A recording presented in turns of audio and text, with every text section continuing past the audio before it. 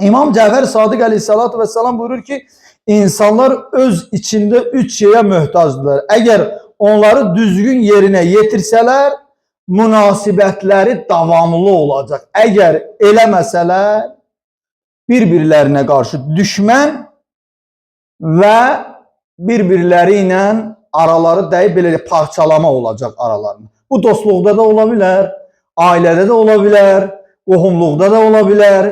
Yəni bu 3 şey, hər insan həyat tərzi belə deyil. Bu 3 şeyin üzərində deyərdim. Mehribançılıq, doğmalıq, belə deyək, o sülh, əmniyyət bu 3 şeyin üzərində.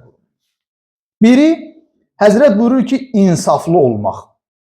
İnsan insaflı olsa, istir ailədə, qardaşlıqda, qohumluqda, dostluqda və ya vəzifə başında olanda işçiləri ilə fərqi yoxdur. Harada olursa olsun, əgər insaflı olsa, heç vaxt orada söhbət və narahatçılıqlar olmaz. Bir-birinə qarşı mehriban olmaq, İmam Cəfər Sadiq əleyhissalatu vesselam buyurur. Əgər insanlar bir-birinə qarşı mehriban olsa, onlar heç vaxt bir-birinə qarşı düşmən olmayacaqlar və bir-birlərindən münasibətləri soyuyub uzaq düşməyəcəklər.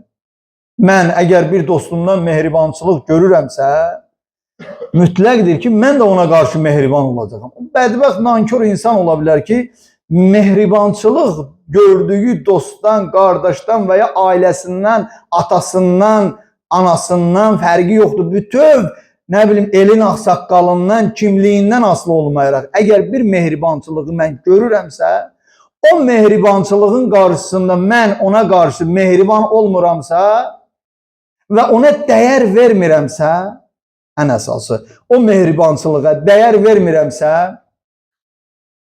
mən deməli nankör insanım.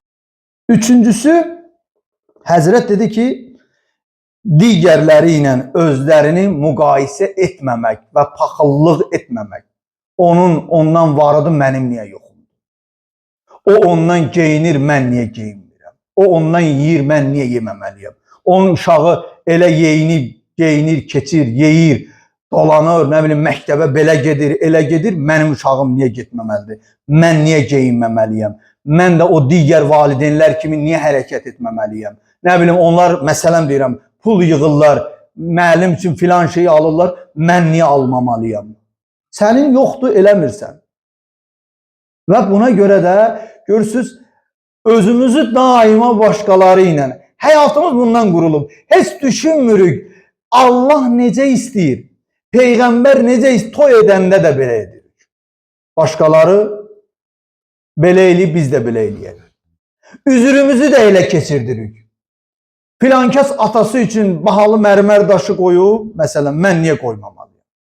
Hamımız özümüzü insanlarla, özdə hansı insanlarla, yaxşı insanlarla müqayisə eləmək lazımdır. Gərəksiz iş görən insanlarla, Allahın razılığı olmayan işlərlə müqayisə eləməyə səy edirik.